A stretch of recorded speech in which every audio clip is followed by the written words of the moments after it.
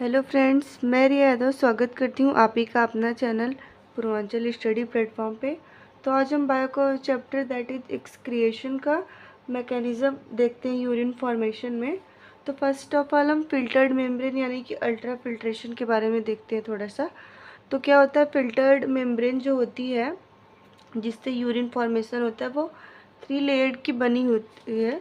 एक तो endothelium of glomerulus basement podocyte of Bowman capsule, basement यानी कि नॉन सेलुलर, और and 1/5 of the blood pumped by heart per unit time reaches kidney to undergo ultra filtration. लगभग 1/5 जो blood है वो heart के द्वारा मतलब हर एक समय में पंप किया जाता है, जो कि किडनी तक पहुंचकर जिससे अल्ट्रा फिल्ट्रेशन होता है। एंड 5040 ml पर मिनट यानी कि 5040 ml पर मिनट ब्लड पंप होता है। 1/5 दिस यानी कि 1100 to 1200 ml जो है वो अल्ट्रा फिल्ट्रेशन के लिए ब्लड इतना लगता है। GFR यानी कि glomerulus filtration rate, amount of filtrate पर यूनिट टाइम 125 ml पर मिनट और 120 लीटर पर डे होता है। यानी कि जो पर यूनिट टाइम में जो हमारा ब्लड जो फिल्टर्ड यानी कि जो होता है अल्ट्रा फिल्ट्रेशन में वो 125 ml पर मिनट में और 180 लीटर पर डे में इतना हमारा होता है। In the filtrate plasma part is filtered out without any proteins. Filtrate में जो प्लाज्मा पार्ट होता है वो फिल्टर्ड आउट होता है किसी भी प्रोटीन मतलब विदाउट एनी प्रोटीन, उसमें कोई भी प्रोटीन नहीं होता है। Ultra filtration is a passively process, और जो अल्ट्रा फिल्ट्रेशन है वो एक पैसिवली प्रोसेस है। और ट्यूबुलर रीअब्जॉर्प्शन क्या होता है यानी बोमेन कैप्सूल और पीसीटी होता है, जिसमें maximum reabsorption occurs in PCT 70 to 80% H2O and electrolyte gets reabsorbed here.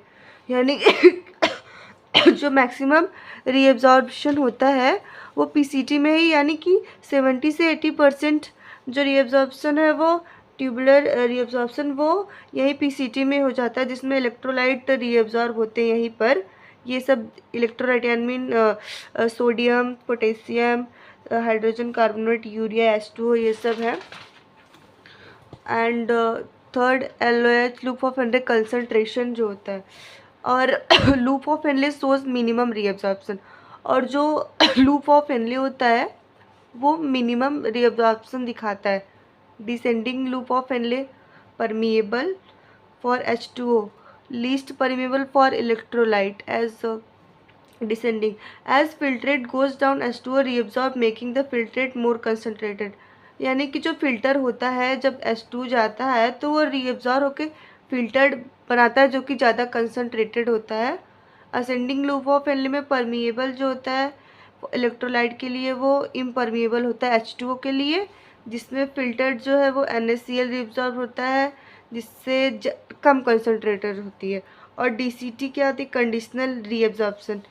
Simple cuboidal epithelium की इसकी जो होती है लेयर वो बनी होती है। When body needs the reabsorption occurs in presence of certain hormone, यानी कि जब बॉडी को हमारे आवश्यकता होती है रीअब्जॉर्प्शन की, तब जो है कुछ हार्मोन के प्रेजेंट रहने की वजह से होती है।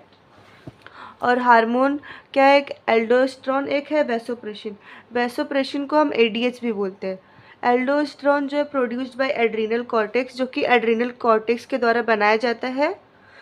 इट इज़ कॉल्ड एज मिनरेलोकॉर्टिकॉइड, और इसको हम मिनरेलोकॉर्टिकॉइड भी बोलते हैं। व्हेन एल्डोस्टेरोन रिलीज, जब एल्डोस्टेरोन रिलीज होता है, vasopressin is the hypothalamic hormone stored in posterior pituitary.